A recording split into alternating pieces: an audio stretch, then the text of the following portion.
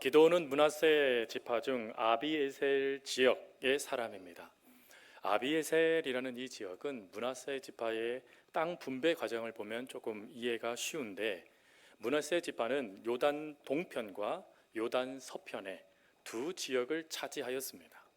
지금 기드온은 그 두 지역 중 요단강을 중심으로 하여 내륙 안쪽에 위치한 곳, 즉 우리가 이스라엘의 역사를 살펴보면 갈멜산 그리고 무깃도라는 평화들이 그 평지가 나타나는데, 바로 그 지역에 위치한 곳, 그것이 바로 아비에셀이라는 땅입니다. 그 땅에 이스라엘 백성들이 많이 기거를 하였는데, 안타깝게도 그 기드온이 살던 그 시대에 미디안이라는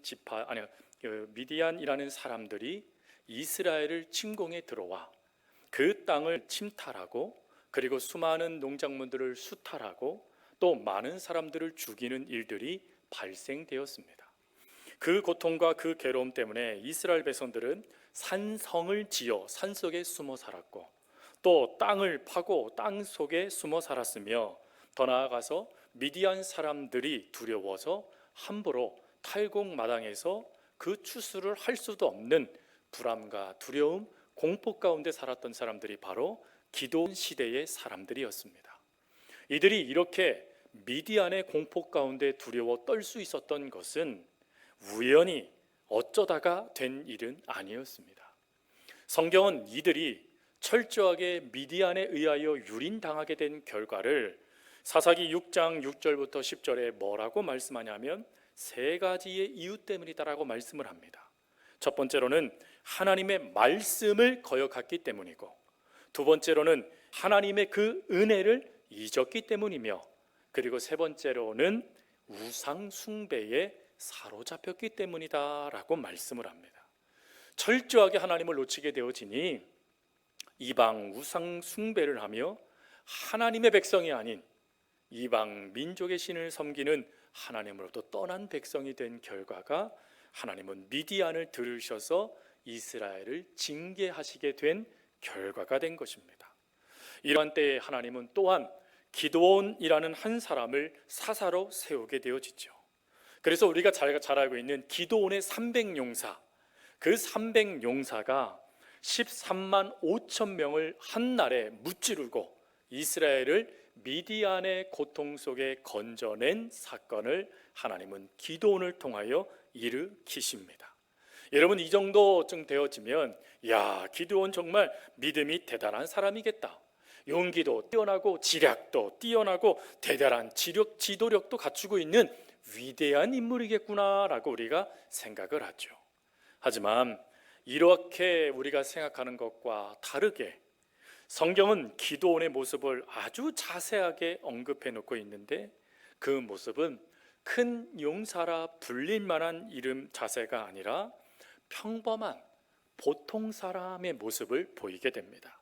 그리고 또 어느 곳에서는 보통 사람의 축도 끼지 못하고 오히려 보통 사람보다 못난 사람, 소심한 사람, 무엇인가 믿음 없는 사람처럼 기드온을 그대로 고발하듯이 말씀을 증거하고 있습니다.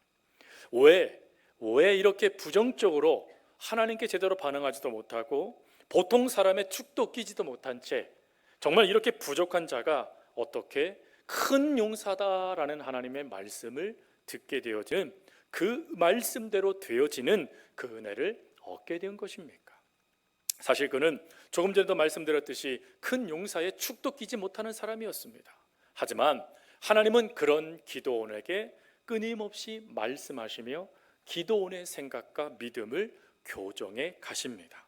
먼저 하나님께서는 여호수아에게 사자를 보내셔서 사사기 6장 12절 말씀에 가보니까 기드온을 향하여 큰 용사여 여호와께서 너와 함께 계시도다 라고 말을 하며, 이미 기드온이 큰 용사가 되었음을 말씀으로 선언해 주십니다.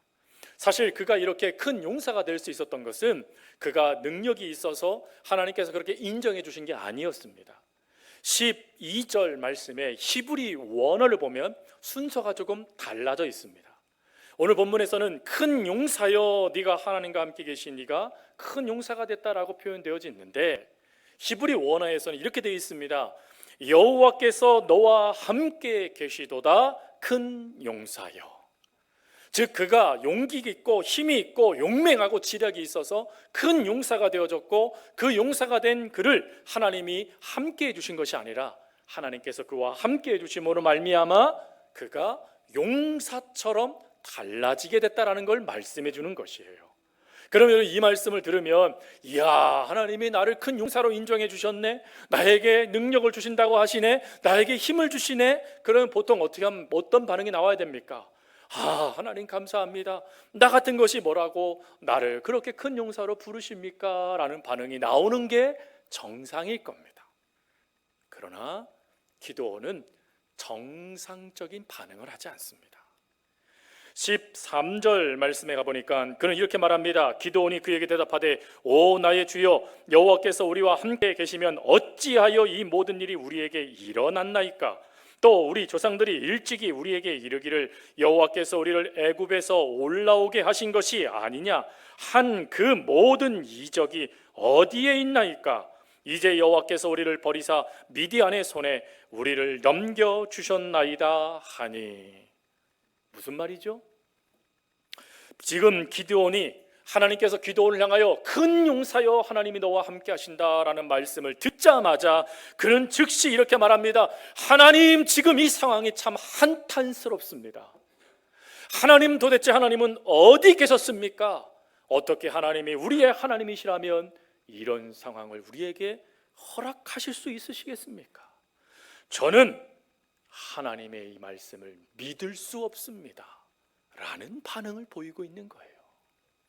하나님께서 그에게 힘을 주신다라고, 큰 용사라고, 미디안을 구원할 사사로 부르시겠다라고 말씀하셨는데, 나 그렇게 말하는 하나님 믿을 수 없어요 라고 말하며 하나님의 말씀을 정면으로 반항하듯이 대들고 있는 것이 지금 그의 반응이에요. 그럼 여러분, 이런 반응을 들으면 하나님이 당황하시겠지요. 그래서 아이고 이놈아, 네가 어떻게 나에게 이렇게 반응할 수 있어? 이렇게 말하는 게 보통 우리들의 반응이지 않습니까? 그런데 하나님은 그의 반응이 그렇게 나올 것을 아셨는지 다음 말씀을 하세요. 14절 말씀, 여호와께서 그를 향하여 이르시되 너는 가서 이 너의 힘으로 이스라엘을 미디안의 손에서 구원하라. 내가 너를 보낸 것이 아니냐 하시니라. 즉 그의 반응과 상관없이 나는 너를 불렀고 너에게 사명을 맡긴다라는 말을 더 강하게 하신 것입니다. 여러분, 이 말씀을 들으면 조금 죄책감도 갖고 하나님께 죄송스러운 마음도 품으면서 아유 하나님 잘못했습니다, 제가 지금이라도 하나님의 말씀을 순종할게요, 이런 모습이 나와야 되잖아요. 근데 기드온은 전혀 그러지 않아요. 그는 15절 말씀에 가볼까 이렇게 말합니다. 나는 므낫세 지파 중에 지극히 약하고 나는 내 아버지 집에서 제일 작은 자나이다. 자신의 모습을 겸손하게 임식해서 자신의 능력의 한계를 이야기하고 있는 모습이 전혀 아닙니다. 지금 이 말씀은, 이 고백은 하나님, 나는 열등의식에 사로잡혀 있습니다 라는 걸 말하는 거예요. 즉 나 같은 자가 무슨, 아유 하나님 잘못 선택하셨네요, 저는 그런 사람 아니에요, 아이고 우리 집에서 제가 얼마나 보잘것없는 사람인데요, 하나님 저 아니에요 하나님 이라고 하면서 자신의 그 열등의식에 사로잡힌 모습을 이렇게 표현하고 있는 것입니다. 여러분, 이런 열등의식의 표로 사로잡혀 있는 이를 향하여 하나님이 뭐라고 말씀하셨지요? 큰 용사다 말씀하셨잖아요. 보잘것없는 벌레와 같은 사람이 아니었다라는 거예요.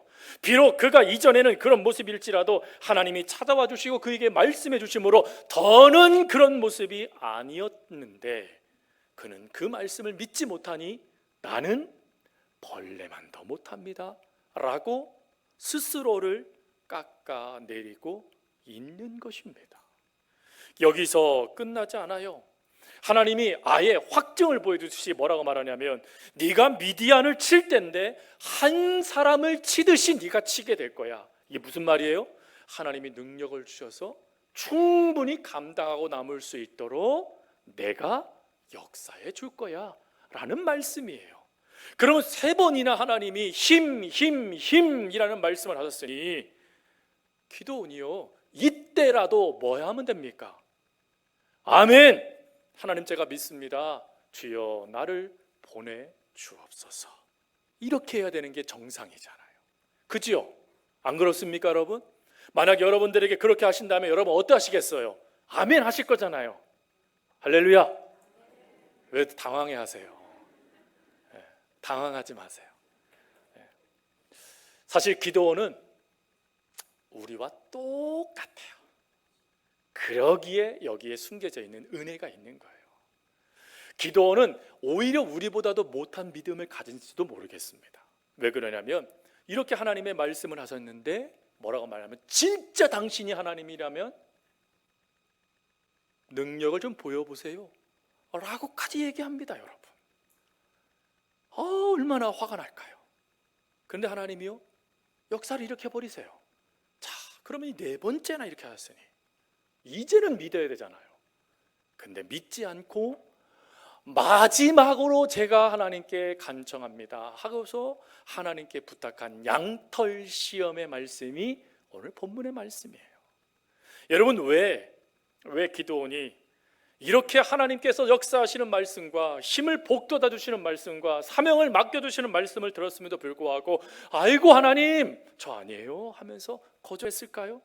그것은 그만큼 지금 기도원이 겪고 있는 상황이 어려웠던 거예요. 지금 기도원이 겪고 있던 그 공포와 죽음의 그 어려움들이 끊임없이 기도원의 모든 믿음과 마음을 무너뜨렸던 거예요. 그러니 아무것도 남아있지 않게 되어지니까 하나님의 말씀도 믿을 수 없고 하나님의 말씀이 믿어지지 아니하니까 지금 말씀하시는 하나님의 그 사자도 하나님이 보낸 사람이 아니라고 여겨버리게 된 것입니다. 그리고 끊임없이 아이고 하나님 아닙니다, 나는 죽을 것 같아요 라고 하면서 두려움을 내뱉고 있었던 거예요. 그렇게 죽음을 두려워하며 내뱉자 하나님이 23절에 뭐라고 말씀하시자면 너는 안심하라, 두려워 마라, 너는 죽지 않는다. 그의 그 두려움의 상태, 그를 지금 좀먹고 있었던 그 어려움의 문제들을 하나님은 정확하게 간파하셨다라는 것입니다. 그의 마음의 상태를 정하게 하시고 샬롬이라는 평안의 마음을 먼저 밀어넣어 주시고, 그리고 그 두려움을 해결할 수 있는 길이 무엇에 있냐면 바로 이 죽음의 문제. 너는 절대 죽지 않아. 왜요? 큰 용사라 불러주시는 하나님이 함께 하시기 때문이죠. 이 놀라운 말씀을 들려드렸고 그리고 기드온에게 선포해 주었지만 기드온은 또 자신의 연약함을 드러내버립니다. 여러분, 이 말씀들을 보면서 그리고 오늘 본문의 말씀을 보면서 우리는 이렇게 얘기할 수도 있습니다. 아, 기드온 참 믿음 없네, 에이 이 불신 덩어리, 이렇게 말할 수 있어요. 그런데 여러분, 여러분들이 그 위치, 여러분들이 그 상황, 여러분들이 그 환경에 그대로 노출된다면 그때도 그렇게 말씀하실 수 있으시겠습니까? 그때 우리는 기도원이 공감되어질 겁니다. 그렇지, 나라도 그렇게 하겠다 하는 그런 마음 말입니다.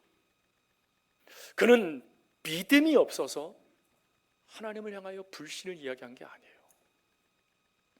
자신이 겪고 있던 상황과 환경이 너무 크다 보니까 하나님을 제대로 인식도 못하고 그 속에 있는 믿음이 제대로 발동도 되지 못하고 있었던 거예요. 그러나 여러분, 비록 그러한 연약함일지라도 하나님께서 찾아와 주시니 큰 용사가 된다라는 것입니다. 이것을 사도 바울이 깨닫고 뭐라고 말합니까? 고린도전서 1장 27절 말씀, 그러나 하나님께서 세상에 미련한 것들을 택하사 지혜 있는 자들을 부끄럽게 하려 하시고 세상에 약한 것들을 택하사 강한 것들을 부끄럽게 하려 하시며, 하나님께서는 약한 자들을 붙잡으셔서 그 약한 자들의 모습을 통하여 하나님의 역사를 이루어 가신다라는 것입니다. 이 놀라운 은혜 가운데 하나님은 그 약함의 문제 가운데 사로잡혀 있었던 기도원의 믿음의 모습을 보면서 그가 이해할 수 있는 수준의, 그가 받아들일 수 있는 말씀들을 끊임없이 넣어주면서 그를 위대한 사사로 세우는 것이 바로 하나님의 뜻이고 은혜다라는 것입니다. 여러분, 여기에서 우리가 기억할 것이 있습니다. 조금 전에 하나님께서 그가 받아들일 수 있는 상황에 라고 말씀을 드렸죠. 그의 수준, 즉 그가 하나님의 말씀을 온전히 받아들일 수 있는 그 수준에 맞게 하나님이 기드온에게 말씀하시고 기드온에게 하나님의 놀라운 이적을 보여주시며 그의 믿음을 세우시는 것이 바로 사사기 6장의 중요한 내용입니다. 성도 여러분, 하나님은 믿음의 수준에 맞게 우리에게 역사하시는 분이세요. 저는 신명기 5장 말씀을 읽다가 그 말씀을 발견했습니다. 신명기서는 모세가 하나님의 말씀 십계명을 받은 사건이죠. 근데 십계명을 받기 위해서 모세가 호렙산에 올라갔을 때 백성들이 하나님의 음성을 뭐로 듣게 됩니까? 그 음성을 천둥 소리와 번개 소리로 듣습니다.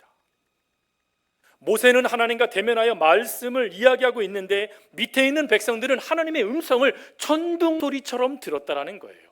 근데 천둥 소리처럼 듣는 것으로 끝나지 않고 5장 24절부터 25절 말씀에 보니까 이렇게 말합니다. 우리가 그 소리를 들었고 두려워하였으며 죽겠다라고 생각되어졌대요. 즉 믿음이 없는 이스라엘 백성들에게는 하나님을 직접 만나는 그 사건은 자신을 죽을 수도 있겠다라고 느끼는 사건이 되었다라는 것입니다. 그래서 하나님은 이스라엘 백성들과 그들이 직접 대면하는 것을 원치 않으셨지요. 너희들이 올라가면 반드시 죽으리라 말씀하시면서 그들과 거리를 두시며 하나님을 만날 수 있는 이인 모세만 부르십니다. 뭘 의미하는 것입니까? 하나님을 만날 수 있는 수준에 따라서 하나님이 반응하셨다라는 거예요. 그래서 그 수준에 따라 반응하기 위해서 뭘 만드시냐면 성막을 만드셨고 또 뭘 만드시냐면 성전을 만드신 것이죠. 두려워하는 하나님의 음성을 직접 듣는 것이 아니라 수준에 맞게끔 하나님을 만날 수 있도록 하나님께서 그렇게 역사하신 거예요. 여러분, 이 은혜가 지금 기드온에게 주어진 은혜예요. 그는 하나님의 말씀을 제대로 받아들이지 못하는 왜곡된 믿음을 갖고 있었습니다. 그 수준에 맞게끔 하나님이 말씀하세요. 열등의식에 사로잡혀 있었습니다. 그 수준에 맞게끔 말씀하세요. 그리고 하나님의 놀라운 역사를 제대로 대면하지도 받아들이지도 못합니다. 그러니 그 수준에 맞게끔 또 말씀하신 것입니다. 여러분, 이 믿음의 수준에 맞게끔 역사하시는 그 은혜를 요한 사도는 요한일서 2장 12절부터 14절 말씀에 이렇게 말을 하였습니다. 자녀들아, 내가 너희에게 쓰는 것은 너희 죄가 그의 이름으로 말미암아 사함을 받았으며 아비들아, 내가 너희에게 쓰는 것은 너희가 태초로부터 계신 이를 알았으며 청년들아, 내가 너희에게 쓰는 것은 너희가 악한 자를 이기었음이니라. 아이들아, 내가 너희에게 쓴 것은 너희가 아버지를 알았으며 아비들아, 내가 너희에게 쓴 것은 너희가 태초부터 계신 이를 알았으며 청년들아, 내가 너희에게 쓴 것은 너희가 강하고 하나님의 말씀이 너희 안에 거하시며 너희가 흉악한 자를 이기었음이니라. 아멘. 여러분, 여기에 나와 있는 자녀, 아이, 청년, 아비라는 것은 세대 구분을 말하는 게 아닙니다. 이 네 부류로 분리되어져 있는 이 이름들은 하나같이 영적인 수준을 말하고 있는 거예요. 이 영적 수준의 모습을 봐서 자녀를 한번 생각해 보십시오. 자녀란 이제 막 하나님을 나의 구주 나의 하나님으로 영접한 상태를 말하는 거예요. 이제 막 예수님을 믿었어요. 이제 막 세례 받았어요. 그럼 여러분, 세례 받자마자 믿음이 하늘처럼 높아지는 그 놀라운 역사가 이루어지나요? 아니죠. 뭐가 뭔지를 모르는 상태예요. 하나님의 자녀로 구원받은 그것만 믿고 알고 있는 상태입니다. 이 상태, 그게 자녀의 상태예요. 태어났다라는 거예요. 근데 그 자녀가 두 번째 단계, 아이의 단계가 됩니다. 아이의 단계라는 건 뭐죠? 성경은 아버지를 알았다라고 이야기해요. 아버지를 알다라는 건 뭘 의미하는 거냐면 나를 구원하시고 나를 사랑하시는 이가 누군지를 깨달았다는 거예요. 그분이 바로 아버지 하나님이시다라는 걸 알았다는 거예요. 드디어 하나님에 대해서 알아가기 시작했다는 걸 말하는 것입니다. 그게 아이의 단계예요. 그리고 세 번째 단계가 청년의 단계입니다. 여러분, 이 청년의 단계에 대해서 성경은 또 요한은 뭐라고 말하냐면 하나님의 말씀이 그 안에 거한다 라고 말을 했습니다. 무슨 말이죠? 하나님의 말씀에 반응하는 단계를 말하는 거예요. 이전에는 하나님의 자녀가 된 것으로 감사했습니다. 근데 시간이 지나니까 내가 그 놀라우신 하나님의 사랑을 받고 있는 게 발견되어졌어요. 발견되어지는 것도 감사한데 그 다음 삶 속에 하나님의 말씀이 내 안에 들어와 실패하고 또 넘어지고 하는 일들이 발생돼도 또다시 일어나 말씀으로 반응하는 내가 되고 있는 것입니다. 이게 청년의 단계예요. 근데 여러분, 네 번째 단계를 요한에서도 더 이야기하죠. 뭐지요? 아비의 단계가 있다라는 거예요. 이 아비의 단계란 어떤 의미를 갖고 있냐면 태초부터 계신 이를 아는 자다라고 이야기합니다.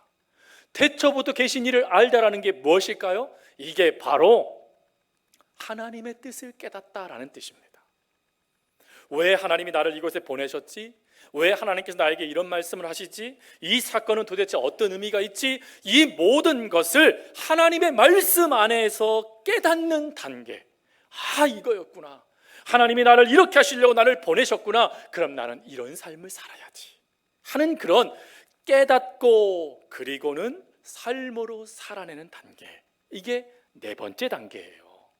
여러분, 그러니 우리가 지금 어떤 단계에 있는가를 점검해 보셔야 돼요. 나는 자녀의 단계인가? 나는 아이의 단계인가? 나는 청년의 단계인가? 나는 아니면 아비의 단계인가? 이 단계를 그대로 밟아서 믿음의 조상이 된 인물이 바로 아브라함입니다. 하나님은 아브라함에게 창세기 22장 12절 말씀에 이런 명령을 내리세요. 사자가 이르되 그 아이를 내 손에 대지 말라. 그에게 아무 일도 하지 말라. 내가 내 아들 내 독자까지 내가 내게 아끼지 아니하였으니 내가 이제야 네가 하나님을 경외하는 줄을 아노라 라고 말씀을 하세요. 이 사건의 말씀의 내용이 무슨 내용인지 아시지요? 모리아산에서 하나님은 이삭을 바치라는 명령을 내렸어요. 여러분, 그 명령을 내릴 때 아브라함이 순종하잖아요. 아브라함이 순종했다는 것은 그가 지금 영적으로 몇 단계에 있다는 뜻이죠? 아비의 단계에 있었다는 뜻이에요. 그럼 처음부터 아비의 단계에 있었나요? 아닙니다, 여러분. 그는 철저하게 자녀, 아이, 청년, 아비의 단계를 밟습니다. 첫 번째로 하나님께서는 창세기 22장 말씀에 가보면 그를 부르십니다. 내가 너를 친척 아비 집을 떠나 내가 내게 지시할 땅으로 가라. 하나님이 명령하세요. 그러면서 하나님이 뭐라고 말씀하시면 내가 너를 민족의 조상, 이 하나님께서 세우시는 민족의 조상으로 세워줄 거다라는 구별해 주심, 선택해 주심의 은혜를 그에게 허락해 주십니다. 그러나 그 의미와 그 역사, 하나님에 대해서 잘 알지 못해요. 그러니까 어찌하지요? 자녀의 단계는 구별되고 자녀된 것은 아는데 여전히 뭐가 포기되지 않냐면 내가 포기되지 않는 거예요. 내가 포기되지 아니하니까 하나님께서 그렇게 구별하여 조상되게 해주셨음에도 불구하고 믿음 없이 하나님의 부르심에 자기의 방법과 자기의 생각에 따라 하나님의 말씀에 응답합니다. 그게 뭐죠? 그가 가나안 땅으로 들어간 것이 아니라 하란 땅에 머물러 선 겁니다. 내가 할 수 있는 것까지만 하겠다라는 거예요. 내가 하나님께 응답할 것까지만 응답하겠다라는 것입니다. 그게 하란이에요, 여러분. 이게 첫 번째 아브라함의 단계입니다. 근데 이 단계에서 하나님은 두 번째 단계로 이끄십니다. 근데 그 두 번째 단계에 이끄시기 위해서 그가 의지했던 이 아버지를 하나님은 데려가십니다. 즉 그 하란 땅에서 아버지를 데려가게 하시고 네가 있어야 할 땅은 이 땅이 아니라 내가 약속할 땅 가나안이야 하고 명령을 내리세요. 그러자 아브라함은 어떻게 합니까? 하란 땅에서 드디어 일어서 가나안 땅으로 출발합니다. 그런데 여러분, 여기에서도 그가요 하나님에 대해서 온전히 확신하지 못해요. 하나님에 대해서 온전히 확신하지 못하니까 그가 자기 분명히 하나님이 하신 말씀, 너는 친척 아버지와 친척 아버지의 집을 다 떠나라는 거잖아요. 즉 그가 익숙한 모든 환경을 떠나라는 것입니다. 그런데 떠나지 못하고 숨겨놓은 한 사람을 대동합니다. 누구지요? 조카 롯이었습니다. 조카 롯은 그 뒤에 꽁꽁 숨기고 하나님의 말씀을 자기가 받아들일 수 있는 선에서 받아들이며 가나안 땅으로 출발해 갑니다. 그게 아이의 단계예요. 하나님도 알겠다라는 거예요. 그러나 내가 붙잡고 싶은 것은 놓치지 않겠다라는 것입니다. 그게 바로 조카 롯이에요. 하지만 하나님은 이 단계에서도 머물르기를 원치 않으셨어요. 왜요? 그를 민족의 조상으로 삼기를 원하셨잖아요. 믿음의 조상으로 삼기를 원하셨잖아요. 그래서 하나님은 세 번째 조치를 취하세요. 그게 뭘까요? 그가 꽁꽁 숨겨놓고 하나님 이건 안 돼요 하는 그것을 끊어내시는 작업을 하시는 겁니다. 그 작업을 하시기 위해서 하나님은 다툼이라는 것을 허락하세요. 즉 아브라함의 종과 조카 롯의 종들이 다투게 만들어 버리신 거예요. 여러분, 이 다툼의 역사 속에, 그리고 또 아브라함이 하나님의 말씀을 제대로 반응하지 못하여 끊임없이 애국과 아말렉에 자기 아내를 빼앗겨 버릴 뻔한 그 사건을 겪으면 겪을수록 그는 뭘 깨닫게 될까요? 아, 이것이 나의 죄 때문이었구나 하는 걸 깨닫게 되는 거예요. 깨닫게 되니까 그 다툼 속에 어찌하냐면 조카 롯에게 이렇게 말을 합니다. 네가 보기 좋은 것을 선택해라. 나는 반대되는 걸 선택할 거야. 그러자 조카 롯은 두 말도 하지 않고요, 쑥 떠나버립니다. 삼촌의 은혜를 받았는데 말입니다. 근데 그 은혜는 입을 싹 닫고 자기 살겠다라고 가버린 거예요. 그때 아브라함이요, 서운해하거나 낭망하지 않아요. 오히려 하나님의 말씀을 듣고는 그가 움직입니다. 그러면 그가 움직였으면 보통 성경 말씀에 보면 그가 어디에 장막을 옮겼더라라고 기록되는 게 맞지요. 그런데 아브라함이 옮기게 되었을 때 그 말씀이 없어요. 그 말씀이 없고 어떻게 되어 있냐면 아브라함이 그곳으로 옮겨 여호와께 제사를 드리기 위하여 번제단을 지었더라라고 기록해 놓고 있습니다. 무슨 말입니까? 하나님, 내가 지금까지 꽁꽁 싸매고 내가 의지했던 그 사람, 하나님이 아닌 다른 것들에 내 모든 것들을 빼앗겼던 그것을 이젠 다 불태워버립니다. 나는 이제 하나님만 의지하며 하나님만 바라보는 삶을 살겠습니다 라는 결단, 그 결단을 드디어 아브라함이 이 세 번째 단계에서 보여준 것입니다. 근데 이 세 번째 단계를 하나님이 넘어가게 되어지니까 비로소 네 번째 단계에서 무슨 명령을 내리신 것일까요? 이삭을 바치라는 명령을 내리신 겁니다. 질문을 드리겠습니다. 여러분, 자녀의 단계로 아브라함이 그 갈대아 우르를 떠났을 때 하나님이 내가 너에게 아들을 줄 텐데 그 아들은 반드시 죽을 거야. 그럼 여러분 출발하시겠습니까? 내가 너에게 반드시 복을 줄 텐데 내가 그거 다 빼앗을 거야. 그러면 여러분 출발하시겠습니까? 에이, 그러려면 말씀도 하지 마세요. 저 안 해요. 그러시겠습니까? 즉 하나님은 철저하게 아브라함의 믿음의 수준에 맞게끔만 역사하신 거예요. 그가 드디어 하나님의 뜻이 무엇인지를 깨달았습니다. 깨닫게 되니까 이삭을 바칠 수 있게 되어진 것입니다. 여러분 이해되세요? 어떻게 내 아들을 바치래요? 말도 안 되는 말이잖아요. 여러분, 말씀이잖아요. 그걸 어떻게 우리가 반응하면서 아멘 할 수 있어요? 근데 제가 더 충격적인 건 하나님의 말씀이 주어지자마자 아브라함이 그대로 행했다는 것입니다. 즉 하나님의 뜻이 무엇인지를 알았다는 뜻이에요. 그 알았음을 히브리 기자가 너무 기가 막히게 설명해 놨어요. 히브리서 말씀, 특별히 히브리서 11장 17절 19절 말씀에 가보면 이런 말씀이 있습니다. 아브라함은 시험을 받을 때에 믿음으로 이삭을 드렸으니 그는 약속들을 받은 자로되 그 외아들을 드렸느니라. 그에게 이미 말씀하시기를 내 자손이라 칭한 자는 이삭으로 말미암음이라 하셨으니 그가 하나님이 능히 이삭을 죽은 자 가운데서 다시 살리실 줄로 생각한지라. 비유컨대 그를 죽은 자 가운데서도 도로 받은 것이니라. 그가 이미 뭘 깨달았대요? 하나님의 마음을 깨달았다는 거예요. 이미 하나님께서 이 이삭을 통하여 이스라엘 민족을 이루실 거라는 것을 이미 확신하고 깨달았다는 거예요. 깨닫고 나니까 하나님이 설령 이 이삭을 죽이실지라도 뭐 하신다고요? 살리실 거라는 믿음이 있었다는 거예요.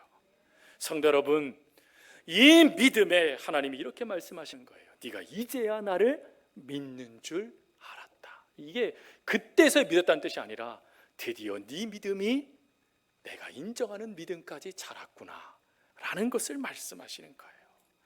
지금 성도님들의 믿음의 수준은 어느 단계에 계십니까? 자녀이십니까? 아이이십니까? 청년이십니까? 아니면 아비이십니까? 여러분들이 어떤 단계에 있는 것을 점검하는 건 중요합니다. 왜 그러냐면 내가 어떤 단계에 있는지를 알아야 그 다음 단계의 하나님의 역사를 받아들일 훈련을 해 나가기 시작했기 때문에 그렇습니다. 근데 이때에 여러분들이 절대 놓치지 말아야 될 것이 하나가 있어요.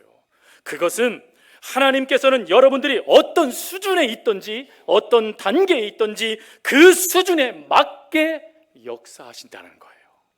여러분들이 자녀의 수준에 있으면 자녀의 수준에 맞게, 여러분들이 아이의 수준에 있으면 아이의 수준에 맞게, 청년이면 청년의 수준에 맞게, 아비이면 아비의 수준에 맞게 시험하시고 말씀하시고 그리고 사명을 맡기신다라는 것입니다. 여러분, 이러한 하나님을 뭐라고 부르냐면 공평하신 하나님이라고 부르는 것이에요. 여러분, 공평이라는 이 단어의 사전적 의미는 똑같다라는 뜻이에요. 근데 여러분, 똑같은 게 공평이 아니에요. 만약에 여러분들이 아브라함의 4단계의 그 신앙 가운데 역사되는 그 시험을 이제 막 예수님 믿는 자녀 단계에서 받으면 감당하실 수 있으시겠습니까? 그게 똑같은 것일까요? 아니죠. 차별인 것이에요. 아직 내 신앙은 거기까지 올라가지 못했어요. 하나님의 놀라운 말씀을 믿지도 못했고 말씀이 내 안에 들어오지도 못했어요. 어떤 것도 내가 반응할 수 없는 단계예요. 그때 하나님이 네 아들을 죽이겠다라는 명령을 하시지 않으신다라는 거예요. 받아들일 수 있는 단계, 떠나, 이건 내가 할 수 있잖아요. 그 단계까지만 하나님이 이루신다라는 것이에요. 그 단계까지 이루시는 하나님의 은혜, 그게 공평이에요. 즉 내 수준에 맞게끔 역사하시는 하나님, 내 수준에 맞게끔 말씀하시는 하나님, 이 하나님이 바로 공평하신 하나님이라는 것입니다. 이런 이야기가 있더라고요. 초등학교를 막 나온 성도님이 하나님의 부름을 받았습니다. 그래서 하나님의 부름에 따라 천사와 함께 천국에 들어가기 위해서 천국 문을 앞에까지 갔는데 문지기가 갑작스레 이 초등학교밖에 나오지 않는 성도를 책상에 앉히더니 시험 문제지를 딱 주더라는 거예요. 그러는 이렇게 말했답니다. 지금부터 천국에 들어갈 시험을 할 텐데 네가 그 답을 거기에 적어라. 물론 그렇지는 않습니다. 예화입니다. 그러자 문지기가 이렇게 말합니다. 러브의 철자를 적어라. 여러분 다 아시죠? 러브의 철자. 이분이 그걸 쫙 적었습니다. 그랬더니 문지기가 기뻐하면서 이야, 너는 천국에 들어갈 만한 친구구나 하고는 천국 문을 활짝 열어주더라는 거예요. 근데 그 뒤에 대학교를 졸업한 성도님이 다 그 모습을 보더니 옳거니 나도 들어갈 수 있겠구나, 이 생각이 딱 들더라는 거예요. 그래서 문지기가 자기를 딱 시험 보는 책상에 앉히니까 즉시 문제도 나오지 않았는데 LOVE 이렇게 얘기를 했다는 거예요. 그랬더니 문지기가 아니, 그거는 저 사람의 문제고 너의 문제는 다르단다, 긴장을 합니다. 그러자 이렇게 얘기했답니다. 체코슬로바키아의 스펠링을 적어라. 여러분 적으실 수 있으세요? 저도 못 적을 것 같아요, 그거. 그래서 이 성도님이 깜짝 놀라고 당황해서 이렇게 말했답니다. 아니, 앞에 있는 성도에게는 사랑 누구나 아는 그걸 질문하고 왜 나한테는 알지도 못하는 체코슬로바키아 그 철자를 적으라고 하십니까? 하고 원망을 합니다. 그러자 문지기가 이렇게 말했대요. 그 사람은 초등학교밖에 안 나왔으니 그 수준에 맞는 문제를 낸 것이고 너는 대학교를 나왔으니 그 수준에 맞는 문제를 낸 것이란다. 뭘 의미하죠? 하나님은 우리의 수준에 맞게끔 말씀하신다는 거예요. 그게 은혜예요, 여러분. 물론 우리에게 믿음이 좋은 성도님들이 눈에 보입니다. 하나님, 나도 저분처럼 되고 싶어요 라는 소망을 품습니다. 그러나 여러분, 그 소망은 반드시 이루어지겠지만 그 소망을 이루기 전의 단계는 반드시 체계적으로 밟아야 된다는 것입니다. 그리고 그 체계적으로 밟아갈 때 하나님은 딱 맞는 말씀, 딱 맞는 시험, 딱 맞는 사명을 맡기셔서 여러분들이 그 일들을 감당하도록 도와주신다라는 것이죠. 그래서 사도 바울은 뭐라고 얘기합니까? 사도 바울은 고린도전서 10장 13절에 이렇게 얘기를 해요. 같이 한번 읽겠습니다. 사람이 감당할 시험 밖에는 너희가 당한 것이 없나니 오직 하나님은 미쁘사 너희가 감당하지 못할 시험 당함을 허락하지 아니하시고 시험 당할 즈음에 또한 피할 길을 내사 너희로 능히 감당하게 하시느니라. 아멘. 피할 길을 내시고 감당할 수 있도록 충분히 그 정도쯤은 감당할 수 있어 하고 여러분들에게 그 시험을 맡기신 거예요. 여러분들 다 돌파해낼 수 있어요. 왜요? 기도원에게 네 하나님이 너와 함께한다라고 말씀하신 하나님께서 능히 힘을 허락하여 주시고 그 하나님께서 우리와 함께 하셔서 그 믿음의 단계를 온전히 밟아갈 수 있도록 역사해 주시기 때문에 그렇습니다.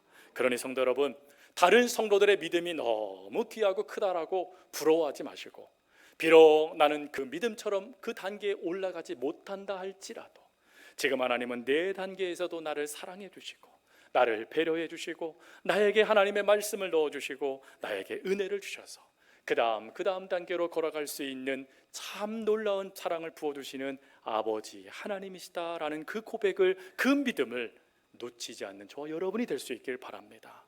그 하나님은 오늘도 여러분들의 수준에 맞게끔 공평하게 역사해 주십니다. 믿고 그 걸음을 걸어가는 저와 여러분들의 삶이 될 수 있기를 간절히 주님의 이름으로 부탁드립니다.